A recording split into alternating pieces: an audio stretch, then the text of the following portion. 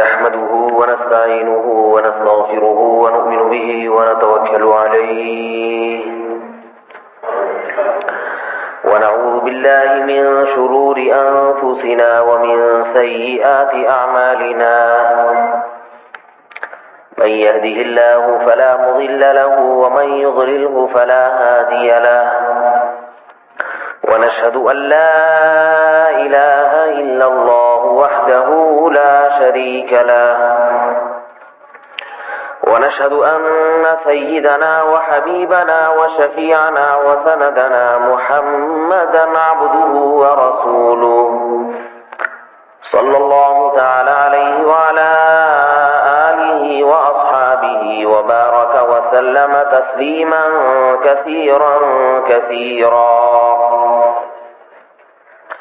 أما بعد فأعوذ بالله من الشيطان الرجيم بسم الله الرحمن الرحيم فلا وربك لا يؤمنون حتى يحكموك فيما شجر بينهم ثم لا يجدوا في أنفسهم حرجا مما قضيت ويسلموا تسليما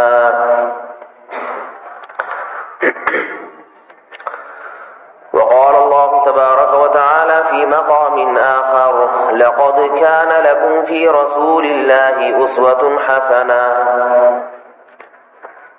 وقال الله تبارك وتعالى في مقام آخر وما آتاكم الرسول فخذوه وما نهاكم عنه فانتهوا وقال النبي صلى الله عليه وسلم الكيس من دان نفسه وعمل لما بعد الموت. قرآن مجید کی چند آیات اور رسول اللہ صلی اللہ علیہ وسلم کی ایک حدیث تلاوت کی ہے. دعا ہے اللہ تعالیٰ صحیح طرح سے بات کہنے کی، سننے کی، سمجھنے کی اور عمل کی توفیق عطا فرمائے.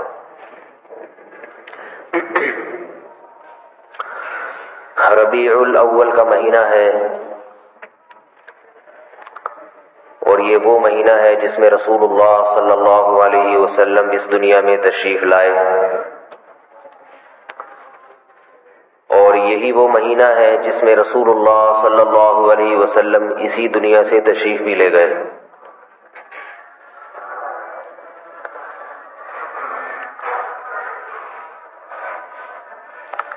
انسان کو جس سے محبت ہوتی ہے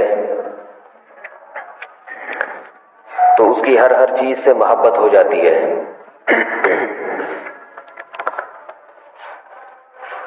اور اس کے لیے کسی لاجک کا ہونا، کسی وجہ کا ہونا ضروری نہیں ہے. اگر کسی کو ربیع الاول کے مہینے سے محبت ہو اس بنیاد پر کہ اس مہینے میں رسول اللہ صلی اللہ علیہ وسلم دنیا میں تشریف لائے تھے، تو یہ بات غلط نہیں ہے. لوگ اپنے والدین کی قبر کی زیارت کرتے ہیں، قبر سے محبت ہو جاتی ہے، حالانکہ قبر مٹی ہے اور اس میں والدین نظر بھی نہیں آتے، وہ تو قبر کے اندر ہوتے ہیں. اسی طرح انسان کو اس جگہ سے محبت ہو جاتی ہے جہاں اس کے دوست، متعلقین یا وہ خود رہا ہو. ہم جب حج کرنے کے لیے جاتے ہیں تو جب مدینہ شہر میں داخلے کا وقت آتا ہے تو ایک عجیب جذبات کی کیفیت ہوتی ہے. یہ تصور اور یہ احساس پیدا ہوتا ہے کہ محمد صلی اللہ علیہ وسلم اور آپ کے صحابہ کے شہر میں داخل ہو رہے ہیں، حالانکہ اس وقت نہ وہاں پر محمد صلی اللہ علیہ وسلم آپ کو نظر آئیں گے اور نہ ہی صحابہ کرام. شہر کا حلیہ بالکل تبدیل ہو چکا ہے. نبی کے دور میں جس طرز پہ شہر بنا ہوا تھا آج بالکل تبدیل ہو چکا ہے. اونچی اونچی عمارتیں ہیں، لیکن اس کے باوجود آپ کو مدینہ سے محبت ہوگی. اس لیے کہ اس کی نسبت کس کی طرف ہے؟ نبی کے شہر کی طرف۔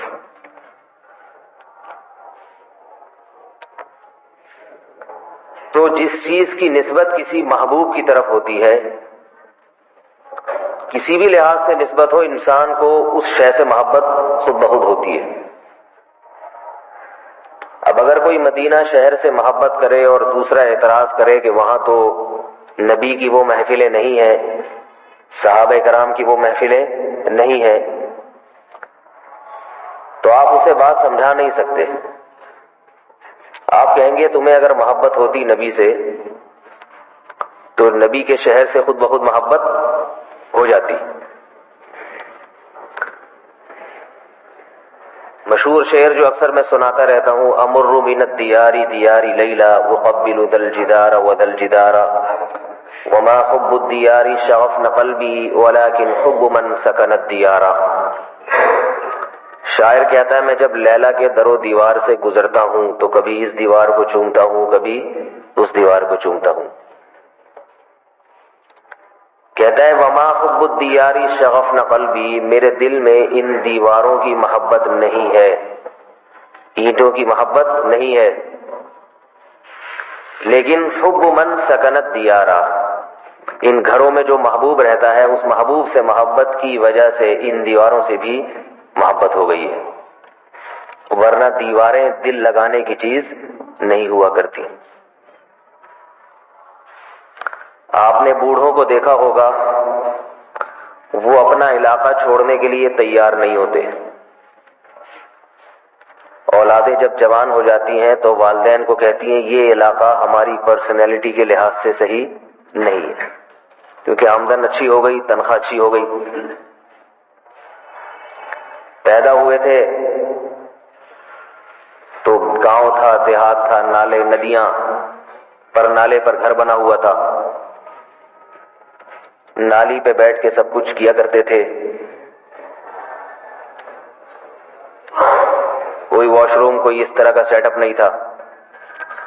اب آپ چلے گئے تعلیم کے لیے، پڑھ لکھ کے بڑے آدمی بن گئے، اب آپ کو اس دیہاتی زندگی سے گھن آتی ہے۔ آپ کہتے ہو میرے دوست احباب مجھ سے جب ملنے کے لیے آتے ہیں تو میں ان کو یہاں نہیں بٹھا سکتا، تو والدین سے کیا کہتے ہیں، چلیں ذرا کسی اچھی جگہ پہ، یہ جگہ چھوڑ دیتے ہیں۔ تو اکثر بوڑھے والدین وہ جگہ چھوڑنے کے لیے تیار نہیں ہوتے، کہتے ہیں ہم نے زندگی کا ایک طویل عرصہ یہاں گزار دیا، ہمیں انہی ندیوں نالوں سے محبت ہو گئی ہے۔ ہوتی ہے کہ نہیں ہوتی؟ تمہیں یہاں بدبو آتی ہے مگر ہمیں اسی بدبو میں خوشبو آتی ہے، اس بدبو سے محبت۔ تو انہیں وہی کچی عمارتیں، وہی کچی اینٹیں، وہی مٹی، اس سے کیوں محبت ہو گئی؟ اس لیے کہ ان کے سارے رشتہ دار، ان کی پوری زندگی وہیں گزری ہے، لہذا وہاں پر پانی کا انتظام ہو نہ ہو، گیس ہو نہ ہو، بجلی ہو نہ ہو، وہ کہتے ہیں ہم جب تک دنیا نہیں چھوڑیں گے اس جگہ کو نہیں چھوڑیں گے۔ تو انسان کو چیزوں سے محبت ہو جاتی ہے، اسی طرح انسان کو وقت سے محبت ہو جاتی ہے۔ کسی وقت میں کوئی خاص کام ہوا ہو تو وہ وقت جب دوبارہ آئے گا تو اس کی محبت کے جذبات بھڑک جاتے ہیں خود بخود۔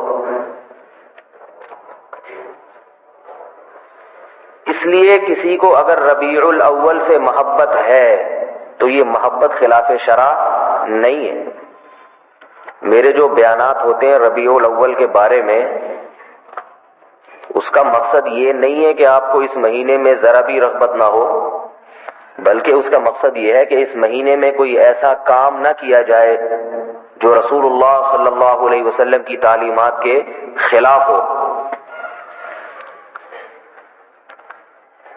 صحابہ کرام کو رسول اللہ صلی اللہ علیہ وسلم کی ایک ایک ادا سے محبت ہو جاتی تھی، کیونکہ نبی سے محبت تھی۔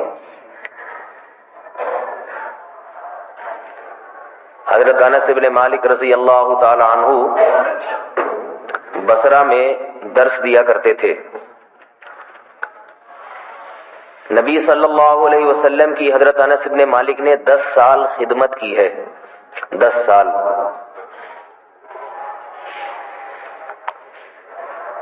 खादिम को आम तौर पर अपने मखदूम से मोहब्बत नहीं होती। जो आदमी किसी की खिदमत करता है तो छोटों को अक्सर बड़ों से नफरत ही होती है कि वक्त बे वक्त तंग करते हैं, डांटते पीटते रहते हैं, हर वक्त आराम का ख्याल नहीं रखते। किसी भी इदारे में चले जाएं, मुलाजिम से पूछें कि हाँ भाई सेठ साहब कैसे आदमी हैं, तो अगर सेठ साहब सुन रहे होंगे तो बड़ी तारीफें करेगा, बड़े अच्छे हैं माशाल्लाह।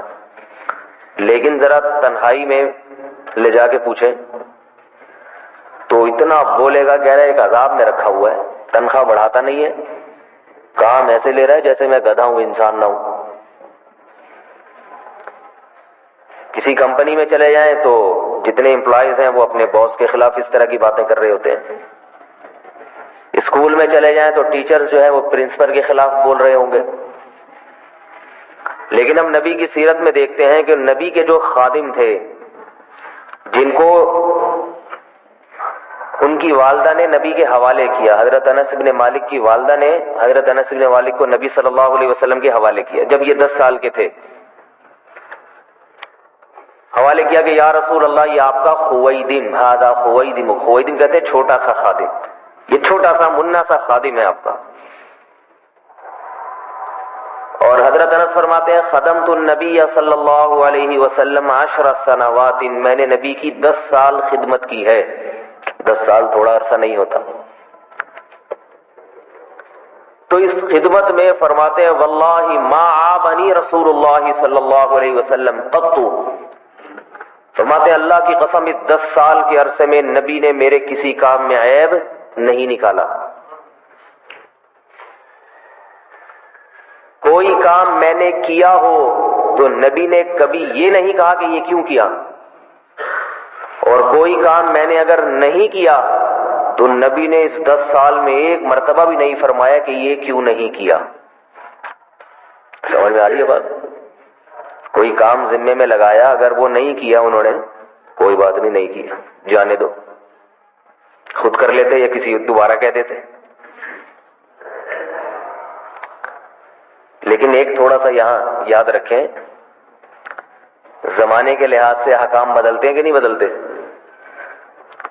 तो इसका मकसद यह है कि खादिमों से अच्छा सलूक किया जाए। लेकिन अगर आप देख रहे हैं कि वो अच्छा सलूक महंगा पड़ रहा है, अगर आप आजकल के खादिमों से, मजदूरों से, मुलाजिमीन से ये सेटअप चलाना शुरू कर देंगे, आपने कोई जनरल स्टोर खरीदा, उसमें एक मुलाजिम रख लिया कि तू ये बेचा कर, जैसे लोग रखते हैं ना मुलाजिम को, जनरल बड़े बड़े स्टोर जो है उनमें मुलाजिमीन को रखा जाता है, आपने रख लिया। आपने हदीस सुनी कि नबी सल्लल्लाहु अलैहि वसल्लम के अखलाक इतने अच्छे थे कि कभी ये नहीं कहा अपने खादिम को ये काम क्यों किया और ये क्यों नहीं किया। तो आपको भी जोश आया, आपने भी अपने मुलाजिम को खुली छूट दे दी। समझ में आ रही है बात? तो आजकल के जो मुलाजिमीन हैं, थोड़ी देर में, थोड़े दिनों के बाद आपको खुद काबिल फरोख्त बना देंगे। आप खुद उस स्टोर में बिकने के लिए बैठे हुए होंगे कि मुझ पे इतने कर्जे चढ़ गए हैं, मुझे किसी के पास गिरवी रखवा के वो कर्जे उतार लो। तो मुलाजिम में भी थोड़ा सा फर्क होता है, इसलिए हर देख के चलना चाहिए इंसान, खींच के रखे तब सही चलेगा। लेकिन अगर कोई सही चल रहा है, किसी के हालात से पता चल गया कि नेक आदमी है, चोर उचक्का नहीं है, मुखलिस है, तो फिर उसकी गलतियों को नजरअंदाज किया जाए। ये थोड़े दिन में अंदाजा हो जाता है ना कि ये आदमी 1 नंबर है या 2 नंबर। थोड़े दिन में पता चल जाता है ना मुलाजिम के बारे में, कामचोर है या वाकईतन मेहनती है। तो अगर तो पता चल गया कि कामचोर है, फ्रॉडी है, पैसे चोरी करता है, फिर तो लगाम दें, उसको खींच के रखें।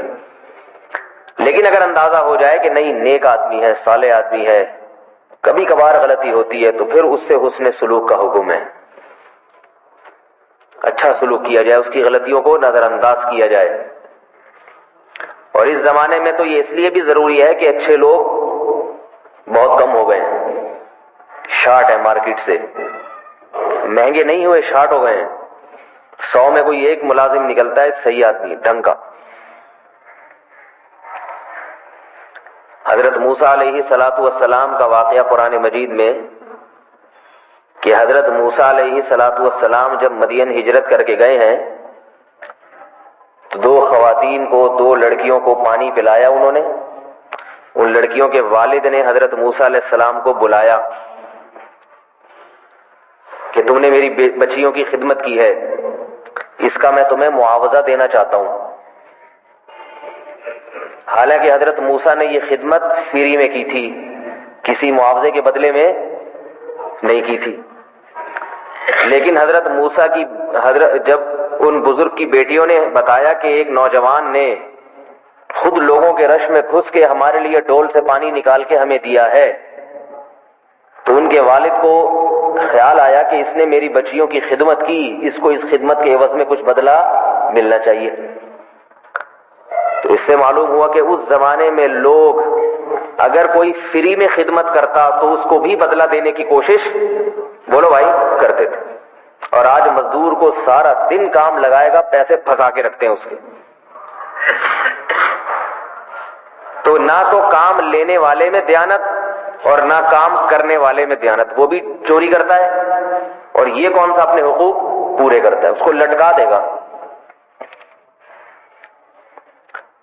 تو ایک طرف ان کا تقویٰ دیکھیے، انہوں نے کہا کہ اس نوجوان نے میری بچیوں کی، کمزور بچیوں کی خدمت کی ہے اللہ کے لیے، یہ اس کا اور اللہ کا معاملہ ہے، مگر میں تو اس کو معاوضہ دوں نا.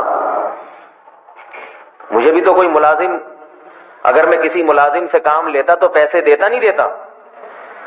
تو اپنی بچیوں کو بھیجا کہ جاؤ اس کو بلا کے لاؤ. فجاءته احداهما تمشي على استحياء. اللہ فرماتے ان دونوں بچیوں میں سے ایک بچی آئی حضرت موسیٰ کے پاس حیا کے ساتھ چلتی ہوئی. حالانکہ یہ ابھی موقع نہیں ہے اس کے بیان کرنے کا، اصل مقصد تو قرآن یہ بتانا چاہ رہا ہے کہ اس بچی نے حضرت موسیٰ کو بلانے آئی. چاہے بچی آئے، کوئی بھی آئے، اس کو ہائی لائٹ کرنے کی کیا ضرورت ہے. لیکن چونکہ اس بچی کی طبیعت میں حیا تھی، اس کی چال میں حیا تھی، اس لیے اللہ نے اس بات کو بھی بیان کر دیا تاکہ قیامت تک آنے والی مسلمان بچیوں کو اور خواتین کو پتہ چل جائے کہ اللہ مسلمان عورت میں حیا کو دیکھنا چاہتے ہیں. بے حیائی اللہ کو عورت میں پسند نہیں ہے، اس کی چال میں بھی حیا دیکھنا چاہتے ہیں. چال میں حیا کیسے ہوتی ہے؟ جب گلی میں، محلے میں چلے تو کنارے پہ چلے، روڈ کے بیچ میں نہ چلے. اس سے پتہ چلتا ہے. نظر جھکی ہوئی ہو، اس سے پتہ چلتا ہے. اگر جا رہی ہے اوپر دیکھتے، ایسے ایسے جا رہی ہے، یہ کون آ رہا ہے، ادھر سے کون جا رہا ہے، اس گلی میں فلاں کا کس سے چکر چل رہا ہے، کون کس سے موبائل پہ بات کر رہا ہے. آج عمومی طور پر خواتین کو سب کچھ پتا ہوتا ہے، سب کی خبر. بھائی اپنے کام سے کام رکھو، گلی کے کنارے پہ آپ ایک طرف سر نیچے کر کے چلی جائیں. اور حیا کا پتہ چلتا ہے پردے سے، جسم کی نمائش کرتے ہوئے جا رہی ہے یا جسم کو مردوں سے چھپاتے ہوئے جا رہی ہے. حج کے دوران اس کا مشاہدہ ہوتا ہے کہ عورت کی طبیعت میں حیا کسے کہتے ہیں اور جس کی فطرت میں بے حیائی ہو وہ کیا ہوتا ہے، وہاں پتہ چلتا ہے. وہاں مرد اور خواتین کا بسا اوقات اختلاط ہو جاتا ہے، بسوں میں، پیدل راستوں میں.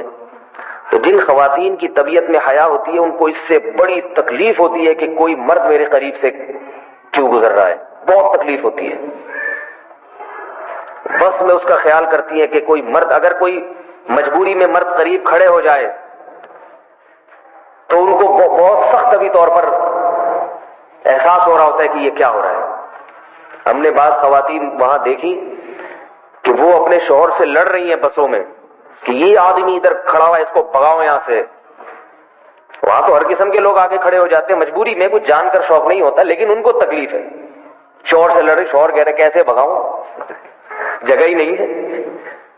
نہیں بھگاؤ ورنہ یہاں سے اترے ہم، کیونکہ زندگی بھر کبھی کسی مرد کے ساتھ کھڑی نہیں ہے. تو یہ ہوتی ہے طبیعت میں حیا. اور بعض ایسی بھی ہیں کہ ان کو فکر ہی نہیں، وہ بلکہ آئی پلیز تھوڑا سا آپ ادھر ہو جائیے نا، تھوڑا سا اس طرف ہو جائیں. جگہ خالی کریں, ادھر اور بھی لوگوں نے آنا. میں یہ نہیں کہہ رہا کہ وہ کوئی بری نیت سے, لیکن ایسا لگتا ہے کہ ان کے یہاں کوئی یہ نارمل بات ہے.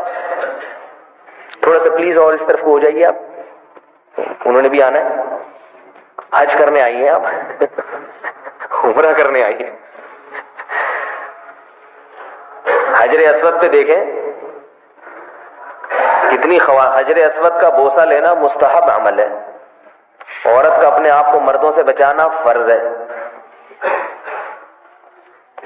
پردے دار خواتین کو دیکھا کہ وہ بہت دور سے طواف کرتی ہیں, لمبا چکر ہو جائے, 15 منٹ کا طواف 1 گھنٹے میں ہو جائے قبول ہے, لیکن مردوں کے ساتھ مل کر ہو یہ قابل قبول نہیں ہے. ان کی طبیعت اس کو گوارا نہیں کرتی. اور بعض خواتین گھس جاتی تھی وہ حجر اسود کا بوسہ لینے کے لیے, مردوں میں پس رہی ہیں, اور جب ایسے مردوں کے مجمع میں گھسیں گی حجر اسود کا بوسہ لیا تو اس کے بعد ایسے فتح کے نشان بنائے جیسے کشمیر فتح ہو گیا ہے, اور بڑی خوش, اور پھر باتیں بھی کر رہی ہیں, تو نے بوسہ لے لیا حجر اسود کا؟ کہ نہیں میں تو نہیں لے سکی, اب تک اتنے لوگ تھے, میں تو لے کر آئی ہوں. تو اب ان کا خیال یہ ہے کہ ہم جب واپس پہنچیں گے تو اگر ہم نے اپنے رشتہ داروں کو بتایا کہ ہم حجر اسود کا بوسہ نہیں لے سکے تو وہ کہیں گے 5 لاکھ روپے میں یہ کام نہیں کیا تو پھر کیا کر کے آئی ہو وہاں سے. تھوڑی سی شو بھی مارنی ہوتی ہے. سمجھنے آ رہی بات؟ میں نے 2 مہینے کے دوران صرف 1 دفعہ حجر اسود کا بوسہ لیا ہے, آدمی ہونے کے باوجود.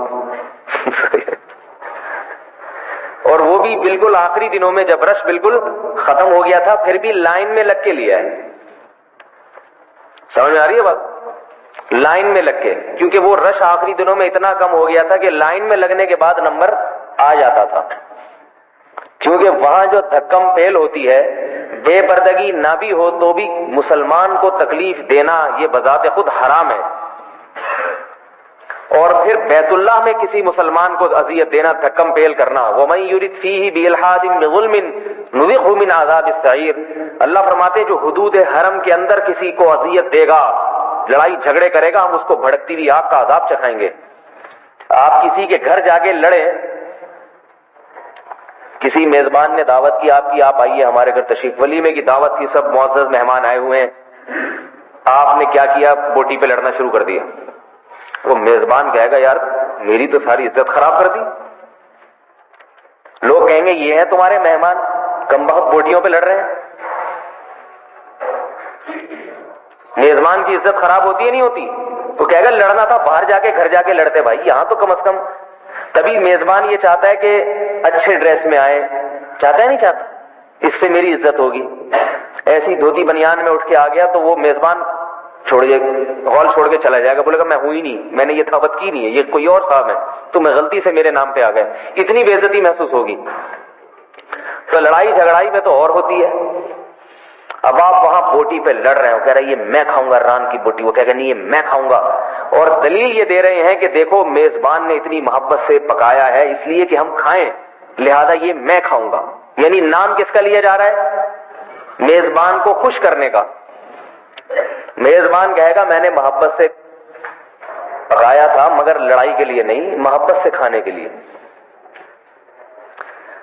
تو اللہ نے بیت اللہ کی دیوار میں حجر اسود کو لگا دیا, جنت سے آئے ہوئے پتھر کو, اس کو مبارک مقدس متبرک بنا دیا, اسی لیے کہ تاکہ لوگ اس کا بوسہ لیں, لوگ عقیدت میں اس کو چومیں, مگر اس لیے نہیں کہ اس چومنے میں لڑائی کا مظاہرہ کر رہے. وہ اگر کوئی آرام سے چوم سکتا ہے چوم لے, تو اللہ نے دوسرا ایک آپشن بھی رکھا ہے کہ بھئی ہاتھ سے اشارہ کر دو, ہاتھ سے اشارہ کر دو, کیونکہ اللہ کو پتا تھا یہاں رش بہت ہوگا, سب کے لیے چومنا نہیں ہے.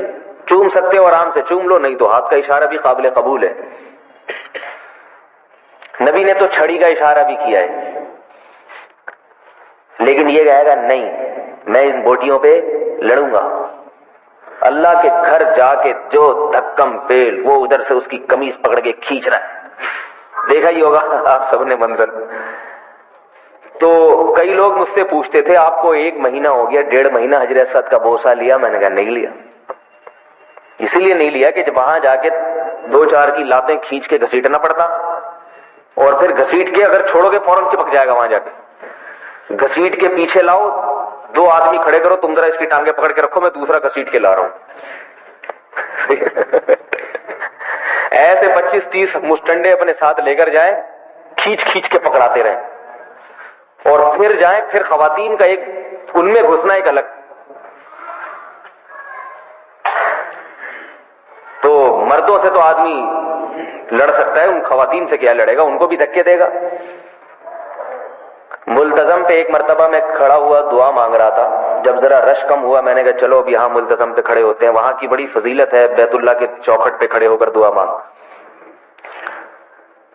मांग रहा हूं, अल्लाह बदनजरी से हिफाजत फरमा, औरत के फितने से हिफाजत फरमा। और एक खातून मजमे में घुसी और बिल्कुल ऐसे मेरे साथ चिपक गई कि मुझे भागने की जगह तो वहां होती नहीं ना, रश। तो मैं वो सारी दुआएं छोड़ गया, अल्लाह इस कमबख्त से मेरी हिफाजत फरमा। फिलहाल ये वाला जवान औरत मर्द के साथ चिपकी हुई हो तो बहरहाल आदमी तो आदमी है, वो बाकी चीजें बाद में है, आदमी पहले है। मैं परेशान कि मैं यहां हज करने आया हूं या, और वो भी बड़े इखलास से खड़े होकर दुआ मांग रही है। मैंने कहा शायद ये मांग रही है, अल्लाह इन मौलवी साहब के फितने से मुझे बचा। और मैं ये दुआ मांग रहा हूं, अल्लाह फिलहाल इससे बचा ले, बाकी फिर बाद में, फिर इंशाल्लाह बाकी किससे बचाना ये बाद में। तो अल्लाह का करना ये हुआ कि मैं तो बहुत जोर लगा रहा था कि मैं यहां से हटूं किसी तरीके से, तो एक धक्का जोरदार किस्म का आया। अब पता नहीं किसका धक्का था, हमने देखा भी नहीं। उस धक्के ने उठा के मुझे दाएं से बाएं कर दिया, तो वो मेरी खुद बहुत शायद वो दुआ कबूल हो गई होगी। वो धक्का भी रश का था, एक धक्का आया और दूर जाके मैं खुद ब घिसटता हुआ चला गया। तो भाई अल्लाह ताला कुरान मजीद में क्या फरमा रहे हैं, फजाअतहु इहदाहुमा तमशी अला इस्तिहया। आपने वहां सऊदी अरब की जो असल अरब औरतें हैं उनको भी तवाफ करते हुए देखा होगा, सर के बाल से लेके पांव तक जमीन तक ढकी हुई होती हैं वो। और नबी सल्लल्लाहु अलैहि वसल्लम ने औरत का जो बुर्का करार दिया है, जो चादर पर्दे के लिए, फरमाया कि युरखीन शिब्रन, एक बालिश जमीन पे घिसटनी चाहिए। वो औरत का जो चादर है, लिबास है, वो जमीन पर, बोलो भाई, घिसटता हुआ जाना चाहिए। ये चीज यहां तो नजर नहीं आती, लेकिन सऊदी अरब में अल्हम्दुलिल्लाह नजर आती है। बाज अरब अपनी औरतों को लाते हैं तवाफ कराने के लिए, दूर से तवाफ करते हैं तो पूरे जिस्म ढका हुआ, और जमीन में बाज दफा ये खतरा होता है किसी के पांव ना आ जाए उसकी चादर पे, लेकिन वो ख्याल करते हैं फिर इस चीज का। मगर वो पर्दा जो हदीस में जिसका तज़किरा मिलता था, जो आज हमारी कौम में खत्म हो चुका है, वहां उसका हम जब ये हदीस पढ़ते थे कि एक बालिश जमीन पे चादर घिसटे, तो हम कहते थे ये कैसे मुमकिन है, लेकिन अमली तौर पर अल्लाह ने दिखा दिया कि मुमकिन है, लोग कर रहे हैं। और आज हमारी खवातीन के जो चादर है वो ऊपर उठते उठते उठते उठते वो लिबास बन गया कि अब आधी आधी पिंडलियां नजर आ रही हैं। मर्दों को शलवार हुक्म था कि टखनों से ऊपर रखें, मर्दों के शलवार नीचे तक घिसट रही हैं और खवातीन की शलवारें ऊपर को उठ रही हैं। तो अल्लाह ने हजरत मूसा अलैहिस्सलाम को की तरफ जो खातून आई उनको बुलाने के लिए, जो बच्ची आई, उसके बारे में क्या फरमाया, तमशी अला इस्तिहया क़ालत इन्न अबी यदऊका, मेरे वालिद तुम्हें बुला रहे हैं, लियजज़ियका अजरा मा सक़ैत लना, ताकि तुम्हें बदला दें उस खिदमत का जो तुमने हमारी खिदमत की है। मुख्तसर कलाम, लंबी चौड़ी तफसीलात नहीं, मुख्तसर बात जो वालिद ने और वालिद ने क्यों भेजा पैगाम, यह भी कुरान में आता है कि उन वालिद के कोई नरीना औलाद नहीं थी, 2 बेटियां थी बस। ये इसलिए बताया जा रहा है कि अगर बेटे होते तो फिर काम काज के लिए, खिदमत के लिए, कुएं से पानी निकालने के लिए बेटों को भेजा जाता, बेटियों को नहीं भेजा जाता।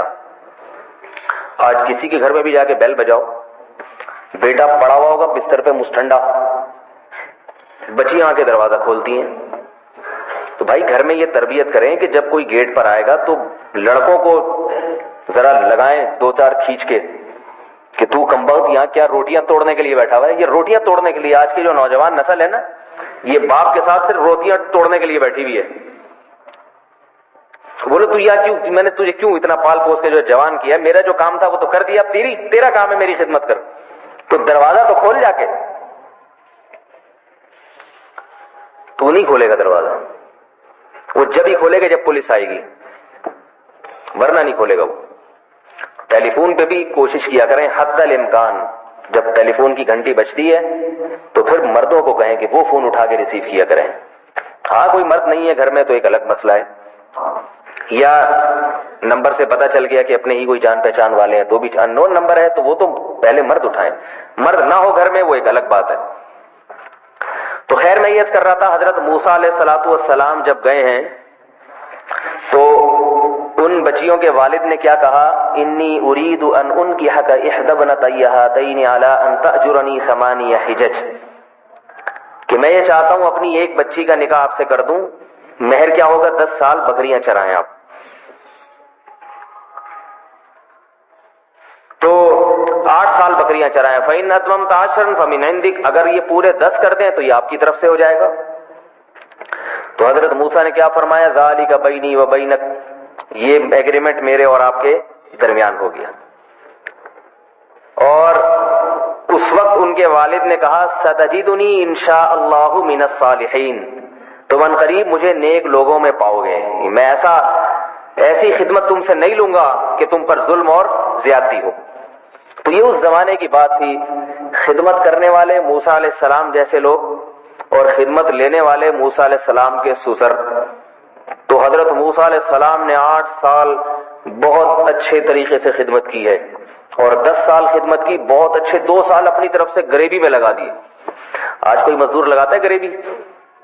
صبح 8 بجے سے شام 8 بجے کا ٹائم دو تو 7 بجے کے بعد جو ہے نا وہ کروٹیں لینا شروع کر دے گا. کھانا کھانے کے لیے آئے گا تو آدھے گھنٹے کا کہہ کر گیا تھا 1 گھنٹے کے بعد پہنچے گا. ملازمین جو دفتروں میں ملازمتیں کر رہے ہیں ان کی حالت تو سب، کیا ہم سب اس میں شامل ہیں؟ ٹھیک، کیا کہتے ہیں. خیر بات کہاں سے کہاں نکل گئی. تو میں یہ کر رہا تھا کہ حضرت انس ابن مالک رضی اللہ تعالی عنہ نے نبی صلی اللہ علیہ وسلم کی خدمت کی 10 سال. فرماتے ہیں کہ نبی نے کبھی میرے کسی کام میں عیب نہیں نکالا. فرماتے ہیں ایک مرتبہ نبی نے مجھے کسی کام سے بھیجا اور میں بچوں میں کھیلنے لگ گیا. آپ صلی اللہ علیہ وسلم انتظار میں بیٹھے، جب باہر آئے تو دیکھا یہ تو کھیل رہا ہے بچوں میں. کچھ بھی نہیں کہا، محبت سے سمجھایا کہ میں نے تمہیں فلاں کام کے لیے بھیجا تھا. میں اور آپ ہوتے ایک رت کے چھماٹ لگاتا.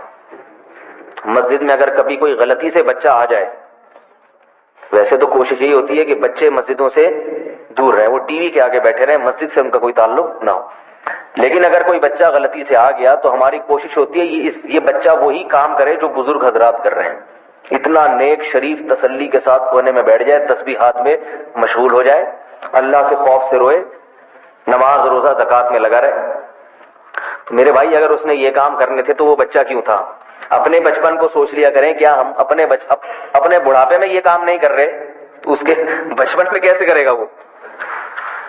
پھر اس کو ایسا کوٹتے ہیں، ایسا مارتے ہیں، ایسی گالیاں دیتے ہیں، اور تو اس سے وہ کہتا ہے کہ بھائی میں ٹی وی کے سامنے ہی اچھا تھا، مسجد میں نہ آتا تھا.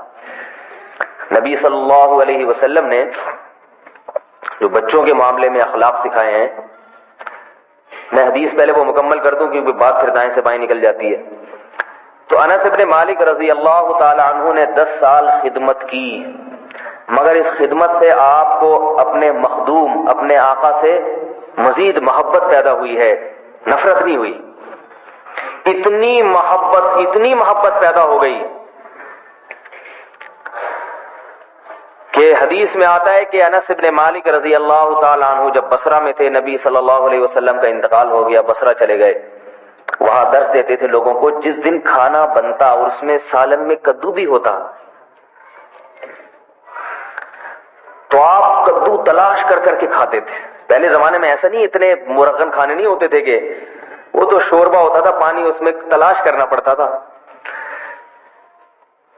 اور پھر فرماتے ہائے کیسی مجھے کدو سے محبت ہے، کتنی محبت ہے مجھے کدو، کتنا اچھا لگتا ہے. پوچھا گیا کیوں اچھا لگتا ہے؟ فرماتے ہیں کہ میں دیکھتا تھا اچھا کہ نبی صلی اللہ علیہ وسلم بھی کھانے میں کدو کو اسی طرح تلاش فرمایا کرتے تھے. محبت جب انتہا کو پہنچتی ہے تو پھر یہ حالت ہوتی ہے کہ محبوب کو کھانے میں جو چیزیں اچھی لگتی ہیں آپ کو بھی وہ اچھی لگنا شروع ہو جائیں. عام طور پر ایسا نہیں ہوتا. ضروری نہیں ہے کہ آپ کے محبوب کو کھانے میں جو اچھا لگتا ہو آپ کو بھی وہ اچھا لگتا ہو. ممکن ہے آپ کے محبوب ایک چیز شوق سے کھاتے ہوں آپ نہ کھاتے ہوں. کیا خیال ہے؟ ہوتا ہی نہیں ہوتا. والدین بعض دفعہ ایک چیز شوق سے کھاتے ہیں اولاد نہیں کھاتی، نہیں ہمیں نہیں اچھا لگتا.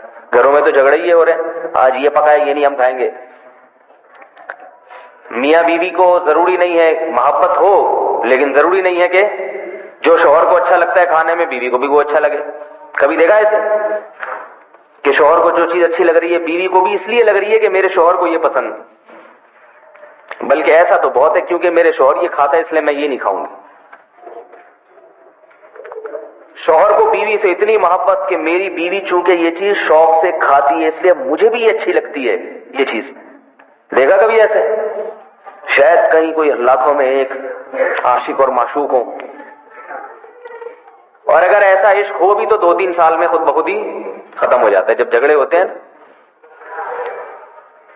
حضرت انس 10 سال نبی کی خدمت میں رہے، اتنی محبت ہو گئی، اتنی محبت کہ ان چیزوں سے محبت جن چیزوں سے نبی کو محبت تھی ان چیزوں سے محبت ہو گئی.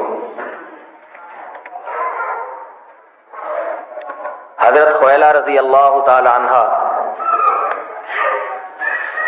قرآن مجید میں ہے کہ ان کے شوہر نے ان کو یہ کہہ دیا کہ آج سے تو ایسے ہے جیسے میری ماں کے کسی عضو سے تشبیہ دے دی. عرب میں یہ لفظ طلاق کا سمجھا جاتا تھا.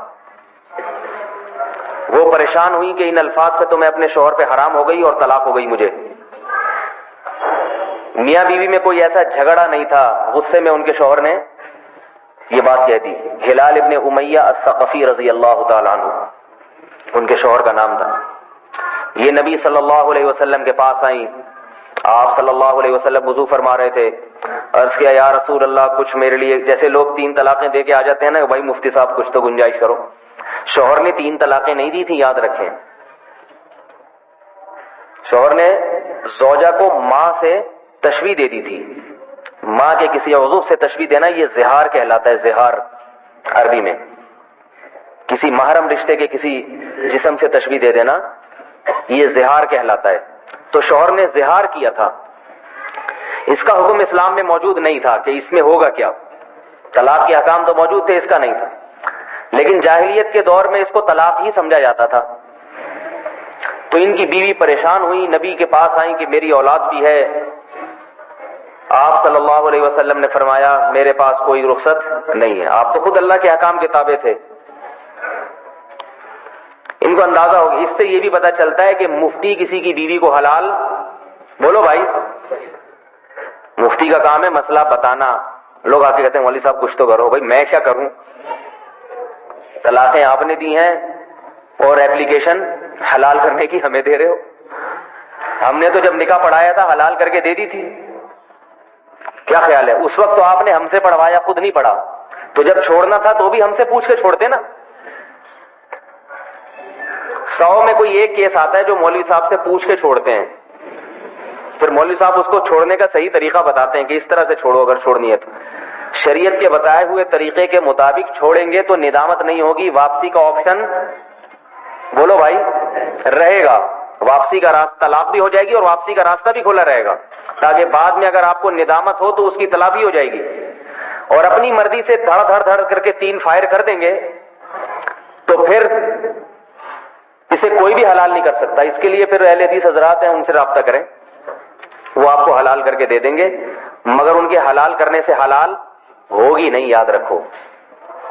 کیونکہ یہ مسئلہ قرآن سے بھی ثابت ہے، احادیث سے بھی ثابت ہے اور صحابہ کے اجماع سے ثابت ہے. اس پر پوری امت کا، اسلاف کا اجماع تھا. کوئی ایک بھی اس میں مخالفت کرنے والا نہیں ہے اسلاف میں. اس لیے اہل حدیث حضرات کا فتویٰ اس بارے میں 100% غلط ہے. اور وہ جو دلیل دیتے ہیں وہ ادھوری دلیل دیتے ہیں. کسی نے فتویٰ دیا ہو میرے پاس لے کر آئے، میں اس کو بتاؤں گا یہ حدیث کا ترجمے میں گڑبڑ کر رہے ہیں یا تو وہ حدیث کے ترجمے میں گڑبڑ کر دیتے ہیں. سمجھ آ رہی ہے بات؟ یہ پوری حدیث بتاتے نہیں ہیں. عوام کے سامنے پرچے پہ ایک حدیث ہوتی ہے، بھائی حدیث میں آتا ہے. تو آپ کسی مولوی صاحب کے پاس لے کر آئیں تو پھر مولوی صاحب آپ کو بتائیں گے. تو وہ نبی صلی اللہ علیہ وسلم کے پاس آئیں, عرض کیا کہ یا رسول اللہ کوئی گنجائش دیجیے. اور بار بار جب نبی نے مایوس کر دیا تو پھر ہاتھ اٹھا کے اللہ کی طرف اللہ سے دعا مانگتی. وَتَشْتَكِي إِلَى اللَّهِ, اللہ سے شکایت کرتی, اے اللہ تو کوئی میرے لیے راہ پیدا کر دے.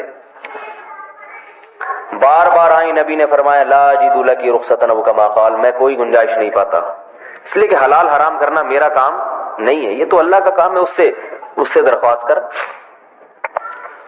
اور یاد رکھو اس وقت درخواست کا دروازہ کھلا ہوا تھا, اللہ چاہتا احکام تبدیل کر دیتا. آج یہ درخواست کا دروازہ بند ہو گیا طلاق کے بارے میں, کیونکہ نبی دنیا سے چلے گئے. اب کس پر وحی نازل ہوگی؟ اس وقت تو یہ تھا نا کہ اللہ قبول کر لے درخواست اور حکم کو تبدیل کر دے, تو یہ تبدیلی کا اعلان کون کرے گا؟ نبی کریں گے نا, نبی پر وحی آئے گی. آج یا تو خواب آئے گا, خواب شریعت میں حجت نہیں ہے. ایک آدمی نے بیوی کو 3 طلاقیں دی اور خواب آیا کہ اللہ کی طرف سے اعلان ہوا یہ نہیں ہوئی ہیں. کوئی مفتی مانے گا اس خواب کو؟ خواب شرعی حجت نہیں ہوتے. تو بار بار اللہ سے دعا مانگتی, بار بار پریشان تھیں. قرآن مجید کی آیات نازل ہوئی, نبی صلی اللہ علیہ وسلم پر وحی کے آثار. جب نبی پر وحی آتی تھی تو آپ کو شدید سردی میں بھی پسینہ نکلنے لگتا تھا, جسم پہ کپکپاہٹ طاری ہو جاتی, آپ کا جسم اطہر اتنا بھاری ہو جاتا کہ ایک صحابی فرماتے ہیں ایک مرتبہ میری نبی صلی اللہ علیہ وسلم کی ران مبارک میری ران پہ رکھی تھی, آپ ایسے پاؤں پہ پاؤں رکھ کے بیٹھے ہوئے تھے کہ قرآن کا ایک ٹکڑا نازل ہوا ہے غیر اولی الضرر, بس اتنا سا. اور فرماتے ہیں کہ میرے نبی کی جسم اتنا بھاری ہو گیا کہ مجھے ڈر تھا کہ میری ٹانگ ٹوٹ جائے گی, چٹک کے ہلاک ہو جائے گی. اس لیے کہ قرآن کا بوجھ تھا جو نبی پر نازل ہوتا تھا. تبھی قرآن مجید نے کہا ہے لو انزلنا هذا القرآن على جبل لرأيته خاشعا متصدعا من خشية الله, کہ یہ نبی کا دل ہے جس نے اس کو برداشت کر لیا. اگر یہ قرآن کسی پہاڑ پہ نازل ہوتا تو وہ بھی ٹوٹ کے اللہ کے خوف سے ریزہ ریزہ ہو جاتا. تو نبی صلی اللہ علیہ وسلم کے چہرہ انور سے پسینے کے اثرات اور چہرہ انور متغیر ہو گیا, کپکپاہٹ طاری ہوئی. جب اس کیفیت سے آپ صلی اللہ علیہ وسلم باہر نکلے تو آپ علیہ السلام کی عادت تھی جیسے ہی وحی کی کیفیات ختم ہوتی آپ فوراً وہ آیات کی تلاوت شروع کر دیتے تاکہ یہ یاد ہو جائیں, محفوظ ہو جائیں, ضائع نہ ہو. اور جیسے ہی تلاوت کرتے جو صحابہ قریب میں کھڑے ہوتے وہ اس کو فوراً حفظ کرتے تھے.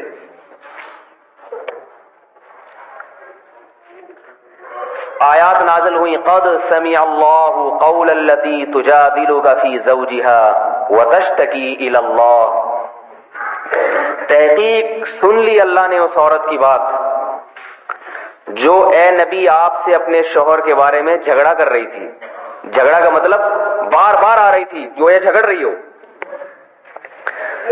وتشتکی الی اللہ, اور شکایت کر رہی تھی اللہ سے. واللہ یسمع تحاورکما, اللہ تمہاری سرگوشیوں کو خوب سنتا ہے. اللہ کو پتا تھا یہ نبی کے پاس آ رہی ہے, کیا باتیں ہو رہی ہیں. ان اللہ سمیع بصیر, وہ خوب سننے والا اور دیکھنے والا ہے. اور پھر آیات نازل فرمائی الذین یظاہرون من نسائہم ما ہن امہاتہم, تم میں جو شخص اپنی بیوی سے زہار کرے تو یہ کہنے سے بیوی واقعتاً ماں نہیں بن جاتی بلکہ کیا ہے فتحریر رقبۃ من قبل ان یتماسا, ایسے آدمی کفارہ ادا کریں, غلام کو آزاد کریں. اگر غلام نہیں ہے 60 مسکینوں کو کھانا کھلائیں, 60 روزے رکھیں, تو اس کے بعد وہ بیوی ان کے لیے حلال ہو جائے گی. تو اللہ نے بتا دیا کہ گنجائش ہے, شوہر یہ کفارہ ادا کر لے. یہ زہار کے بارے میں, طلاقوں کے بارے میں کفارہ نہیں ہے. بعض لوگ 3 طلاق دے کر آتے ہیں, کہتے ہیں جب ہم بتاتے ہیں نا حرام, کہہ رہے کوئی 100 بکرے کاٹنے کے لیے تیار ہوں میں, کسی طرح حلال کر دو. وہاں تو اللہ نے آیات نازل کر دی, اس لیے ہم بھی بتاتے ہیں کہ زہار کیا تو یہی حکم ہے. طلاق کے بارے میں ایسا کوئی حکم بولو بھائی نہیں. تو آپ صلی اللہ علیہ وسلم بھی خوش ہوئے اور ان کو خوشخبری سنائی. ان کے شوہر نے پھر کفارہ ادا کیا. کفارہ ادا کیا ہے. کفارہ کیا؟ غلام آزاد کرو یا پھر 60 روزے یا 60 مسکینوں کو 2 ٹائم کا کھانا. میں جو اصل بات بتانا چاہ رہا تھا وہ اب ہے کہ انسان کو جس سے محبت ہوتی ہے اس کے متعلقین سے بھی محبت ہوتی ہے. حضرت عمر کے دور حکومت میں، امیر المومنین کے دور حکومت میں، یہ بوڑھی ہو گئی تھی بہت زیادہ، کیونکہ نبی کے دور میں عمر تھی ان کی، تو حضرت عمر کے دور میں. اور حضرت عمر اپنے جاہ و جلال کے ساتھ، جو ایک خلیفہ کا ایک روب ہوتا ہے، اس کے ساتھ جاتے تھے. تو یہ آتی حضرت خولا، یہ حضرت اسما نام تھا یا خولا، اس وقت نام میں تھوڑا سا تردد ہو رہا ہے. یہ آتی حضرت عمر کو بلا کے ڈانٹتی تھی، جیسے بوڑھیوں کی عادت ہوتی ہے نا، یا ہم جیسے حکمرانوں کو ڈانٹتے ہیں، تم یہ کیا کر رہے ہو، گیس مہنگی ہو رہی ہے، پیٹرول مہنگا ہو رہا ہے. تو یہ حضرت عمر پر نکتہ چینی کرتی تھی. حالانکہ حضرت عمر پر تو کوئی نکتہ چینی نہیں کر سکتا تھا، ان کا تو ایسا عدل تھا. سناتی رعایا کا خیال نہیں اور یہ نہیں، اور حضرت عمر گردن چکائے سنتے رہتے. ایک مرتبہ ایک صحابی کو غصہ آیا، انہوں نے ان سے کہا، صحابیہ سے، کہ تم امیر المومنین سے اس طرح سے بات کرتی ہو. تو حضرت عمر نے فوراً ان کو چپ کرا دیا، خاموش کرا دیا. فرمایا بولنے دو. کیوں؟ الفاظ دیکھیے. فرمایا کہ عمر اس کی بات کیوں نہ سنے جس کی بات خدا نے 7ویں آسمان پہ سنی ہو. اور پھر یہ آیت تلاوت کرتے، قد سمع اللہ قول التی تجادلک فی زوجہا، تحقیق سن لی اللہ نے اس عورت کی بات، جو اے نبی آپ سے جھگڑا کر رہی تھی. تو جب اللہ نے سن لی اور اس پر آیات نازل کر دی، تو میں کیوں نہ سنوں اس کی بات. اور پھر فرماتے کہ خدا کی قسم، اگر یہ عشاء کی نماز سے لے کر فجر تک مجھے سناتی رہے گی، ڈانٹتی رہے گی، عمر اپنی جگہ سے نہیں ہلے گا اور اس کی بات سنتا رہے گا. یہ میں کیوں بتا رہا ہوں واقعہ، کہ عمر کو چونکہ اللہ سے اور اس کے رسول سے محبت تھی، تو اللہ اس کے رسول کو جس سے محبت ہوگی، تو حضرت عمر امیر المومنین بننے کے باوجود اس بڑھیا سے محبت، بولو بھائی، کریں گے اور سنیں گے اس کی. فرمایا عشاء سے لے کے فجر تک سناتی رہے گی تو میں سنتا رہوں گا اس کی بات. تو میرے بھائی ایک بات ذہن میں رکھو کہ اللہ تعالی نے بوڑھے والدین کے احترام کا حکم دیا یا نہیں دیا ہے؟ بھائی دیا کہ نہیں دیا؟ اللہ اور اس کے رسول کے بعد سب سے بڑا حق کس کا ہے؟ بولو بھائی، والدین کا. اگر اللہ صاف لفظوں میں حکم نہ بھی دیتا تو بھی بوڑھا باپ اگر عشاء سے لے کر فجر تک صلواتیں سناتا تو جوان اولاد کی ذمہ داری تھی کہ اللہ کی خاطر اس صلواتوں کو سنے اور برداشت کرے. تھی یا نہیں تھی؟ نہیں آ رہی میرا خیال ہے بات سمجھ میں. ربیع الاول میں حلوے کھانا آسان ہے، چائنا سے خریدی ہوئی بتیاں لگانا آسان ہے، شرط ایما مصطفیٰ سے والہانہ پیار ہے، پیار لیکن پیروی ہے، پیروی دشوار ہے. کسی شاعر نے کہا مصطفیٰ محمد صلی اللہ علیہ وسلم سے محبت جو ہے نا، عشق، یہ ایمان کی بنیادی شرط ہے. لیکن یہ ایمان کی شرط جو محبت ہے، یہ محبت ربیع الاول کے حلوے اور مانڈوں کو نہیں کہتے، یہ اتباع کو کہتے ہیں، جو کہ بڑی مشکل ہے. یہ بڑا مشکل کام ہے. تو بوڑھے والدین اگر رات سے لے کے صبح تک سنائیں تو ان کی بھی نوجوان کو برداشت کرنی چاہیے. کس کے لیے؟ بولو بھائی، اللہ کے لیے. 1 منٹ کا غصہ آج کا جوان آدمی اپنے بوڑھے باپ کا برداشت نہیں کرتا. 1 منٹ کا غصہ، 1 منٹ کسی بات پہ وہ سنا دے تو یہ اس سے ڈبل سناتا ہے کھری کھری. بیوی کی سن لے گا 1 گھنٹے کی، باپ اور ماں کی نہیں سنتا. کسی نے مجھے بتایا کہ میں اپنی والدہ کو مہینے میں 1 مرتبہ اپنے گھر لے کر آتا ہوں، صبح سے لے کے شام کے لیے، یا ہفتے میں یا 2 ہفتے میں 1 دفعہ. میری بیوی کو اس پر اعتراض ہے. میں نے کہا شاید آپ کی والدہ جب آتی ہوں گی تو ٹھیک ٹھاک بہو سے خدمت بہت لے لیتی ہوں گی یا بہت اس کو رگڑتی ہوں گی. اول تو مہینے میں ایک دفعہ اگر رگڑتی بھی ہیں تو ساس کا اتنا تو حق ہونا چاہیے نا. 2 ہفتے میں ایک دفعہ اگر ساس بہو سے اتنا کام لے لے تو بڑوں کا اتنا تو حق ہونا چاہیے, نہیں ہونا چاہیے؟ میرا غلط نہیں آ رہی بات سمجھ میں؟ بڑوں کو اتنا تو حق دینا چاہیے نا کہ چلو روزانہ نہیں, ہفتے میں 2 دفعہ میری ماں کو برداشت کر لو. تو یہ بھی نہیں کہ وہ خدمت لیتی ہو, بس بیوی کو یہ اعتراض ہے کہ یہ یہاں پر آتی کیوں, اور والدہ اتنے موٹے آنسوؤں سے روتی ہے. کہہ رہے ہر طرح سے سمجھا لیا, سمجھ میں نہیں آ رہا. تو میں نے کہا کہ سمجھتے ہیں فراغ یفرغ فراغتن, فارغ کر دیں ایسی عورت کو. طلاق ہر جگہ ناپسندیدہ نہیں ہے, بعض صورتوں میں طلاق دینا واجب بھی ہو جاتا ہے, لیکن آپ خود سے نہ دیں, پہلے کسی مولوی صاحب سے پوچھ لیں. یا آپ کا بھی بیوی ساس بہو کا جھگڑا ہوا, آپ نے کہا واجب ہے, نکال دیا, پھر تو کوئی گھر بچے گا ہی نہیں. کون سا گھر ہے جس میں ساس بہو کا جھگڑا نہ ہو؟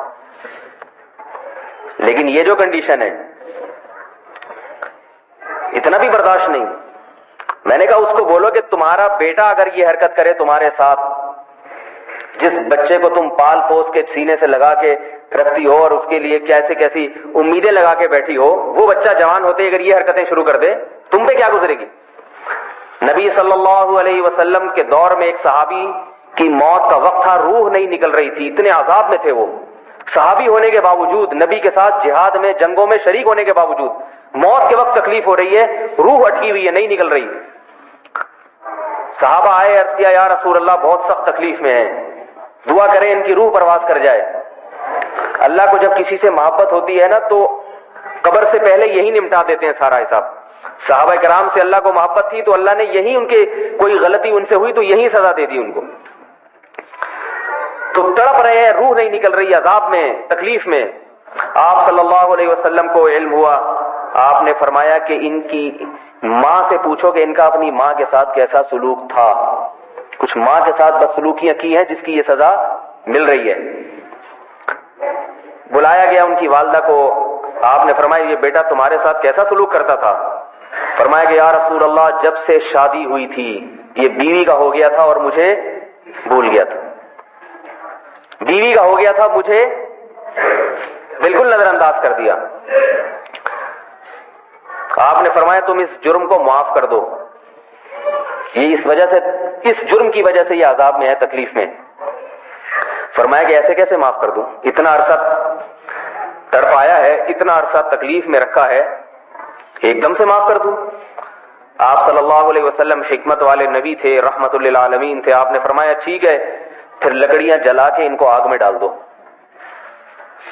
کہا یا رسول اللہ ایک عورت کیسے برداشت کر سکتی ہے اپنے بیٹے کو آگ میں ڈالے؟ تو فرمایا یہ برداشت نہیں کر رہی, جہنم کی آگ برداشت کر رہی ہو بیٹے کے لیے. اگر یہ اسی حال میں موت واقع ہو گئی تو یہ تو جہنم کی آگ میں جو اس سے زیادہ سخت ہے. پھر ان کو خیال آیا اور انہوں نے اپنے بیٹے کو معاف کیا. آپ صلی اللہ علیہ وسلم عالم الغیب نہیں تھے, یقین نہیں تھا کہ یہ دل سے معافی ہے یا مجھے خوش کرنے کے لیے اوپر سے معافی ہے. اس لیے بھیجا کسی صحابی کو, جاؤ دیکھ کر آؤ ان کی روح نکلی ہے یا نہیں نکلی. دیکھ کر آئے, فرمایا یا رسول اللہ روح نکل گئی ہے. تو آپ صلی اللہ علیہ وسلم خوش ہوئے اس بات پر, اور یہ اس بات کی علامت تھی کہ واقعتاً دل سے معاف کیا. اللہ تعالی ہمیں ان ہستیوں سے محبت کی توفیق نصیب فرمائے جن ہستیوں سے اللہ نے محبت کرنے کا ہمیں حکم دیا ہے. اور اگر اللہ سے محبت ہوگی تو ان ہستیوں سے خود بخود محبت ہوگی. تو بعد میں جو لے کے چلا تھا وہ یہی تھی, بات کہاں سے کہاں نکل گئی کہ ربیع الاول کے مہینے سے بھی اگر کسی کو محبت ہوتی ہے اس لیے کہ نبی اس مہینے میں تشریف لائے تو یہ محبت کوئی بری چیز نہیں ہے, بلکہ محبت کا تقاضا ہے, مگر وہ کام نہ کیے جائیں جن سے نبی صلی اللہ علیہ وسلم نے روکا ہے. اللہ تعالی ہم سب کو سمجھنے کی, عمل کی توفیق عطا فرمائے.